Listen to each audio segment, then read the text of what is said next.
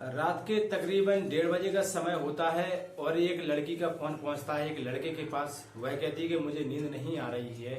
तभी लड़का कहता है कि ठीक है, अगर आपको नींद नहीं आ रही तो हम लोग बातचीत कर लेते हैं। दरअसल दोनों को जब बातचीत का सिलसिला स्टार्ट हुआ है और उस लड़की, हालांकि जो बातचीत का सिलसिला है वो पहली बार नहीं हो रहा था लड़के के साथ में, और लड़की की उस लड़के से क्या कई लड़कों से भी पहले से बहुत बातचीत होती रहती थी।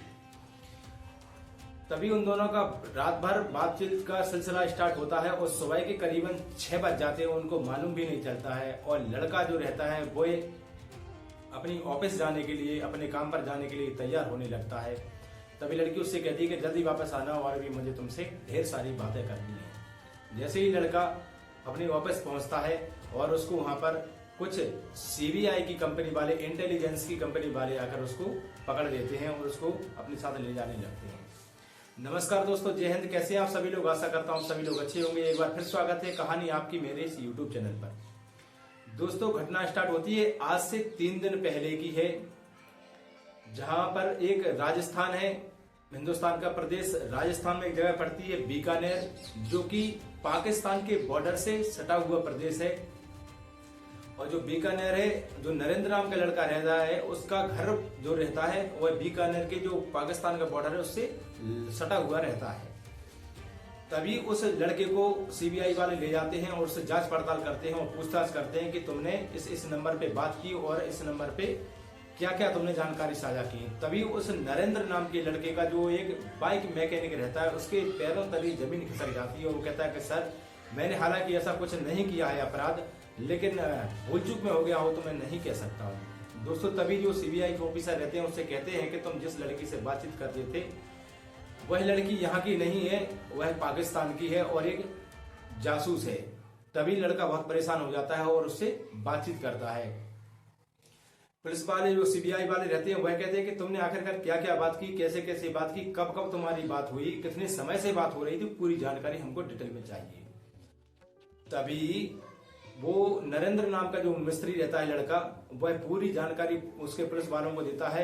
सीबीआई वालों को कहता है कि सर, आज से 2 साल पहले मेरे पास एक फ्रेंड रिक्वेस्ट आई थी, जिससे मैंने उसे एक्सेप्ट कर लिया था फेसबुक पर, और उसके जरिए मेरे से नंबर मांगा गया। उससे कुछ समय तक मेरी एसएमएस द्वारा बातें चलती रही। फिर उसने कहा कि हम लोग व्हाट्सएप पे बात करते हैं, तो व्हाट्सएप पर भी हमारी एसएमएस से चैटिंग होती थी। लेकिन धीरे धीरे हमें मालूम नहीं चला, 2-4 महीने बाद हमारा वीडियो कॉलिंग स्टार्ट हो गया।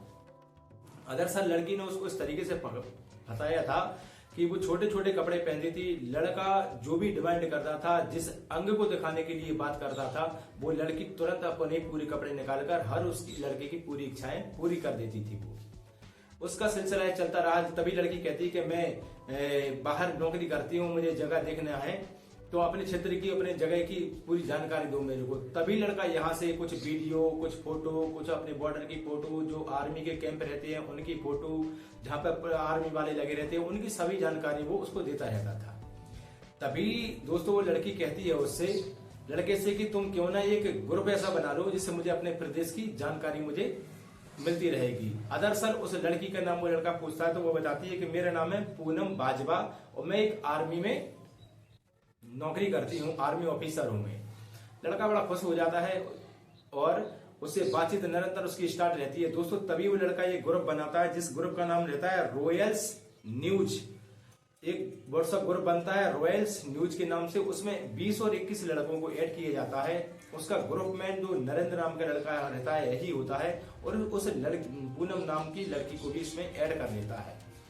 उस लड़की का काम दरअसल ये रहता है कि वो इस नरेंद्र नाम के लड़के से जानकारी करती थी, बातचीत करती थी। इससे जो जानकारी इकट्ठा कर तो लेती थी, साथ में ग्रुप में से नंबर निकालकर सभी लड़कों से बारी बारी से बात करती थी। वो एक दूसरे को मालूम न चले उसको सबको ऐसे बता दिया करती थी। हालांकि लड़के होते ही ऐसे हैं कि लड़कियों की बातों में जल्दी से जल्दी आ जाती है। और लड़की तो वो आईएएस से थी, बड़ी इंटेलिजेंट थी कि लोगों को मुझे कैसे फंसाना है। दोस्तों, जैसे ही पूरा सिलसिला जब उसके सामने रख देता है वो नरेंद्र नाम का लड़का, तब पुलिस वाले उसको डांटते हैं, पड़तालते हैं। हालांकि कहते हैं कि तुम्हारी जो गलती की है तुमने, ये गलती तो हो ही गई है, हालांकि तुमने जानबूझकर नहीं की। इस समय वो लड़का पुलिस की कैद में है, पुलिस की हिरासत में है। और जब मालूम चलता है, उस लड़की की जांच पड़ताल की जाती है, तो लड़की तो यहाँ मिलने वाली थी नहीं, क्योंकि वो पाकिस्तान की थी। असल में उस लड़की का नाम पूनम बाजवा नहीं होता है, वह आईएस आतंकी जो संगठन है उसकी एक सरगना थी, जो अपने पाकिस्तान के लिए, अपने संगठन के लिए हिंदुस्तान की जानकारी प्राप्त कर रही थी। तभी अभी कुछ 3 दिन पहले फिर वहां के जो नरेंद्र को अरेस्ट करने के बाद उसको कुछ सजाएं सुना दी गई, उसको जेल भेज दिया गया है। और जो 20-21 लड़के थे उनको भी पकड़ कर लिया गया है, उन पर भी जांच पड़ताल पुलिस पूछताछ कर रही है कि तुमने क्या क्या जानकारी उस लड़की के लिए दी है। इस घटनाक्रम को सुनाने का मेरा उद्देश्य किसी को ठेस पहुंचाने या परेशान करना नहीं है दोस्तों, बल्कि आपको जागरूक करना है, क्योंकि आज की जो सोशल मीडिया साइट है वो हमारे लिए इतनी ही अच्छी है, इतनी ही घातक हो सकती है, ये हमें मालूम नहीं चलता है।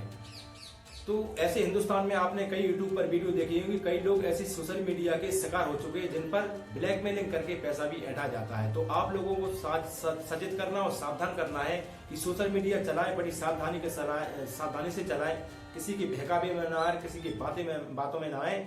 जहां देश की जानकारी प्राप्त करने की कोई बात करता है तब तो बिल्कुल ही उस नंबर को ब्लॉक कर दें, वहां से बाहर निकल आए।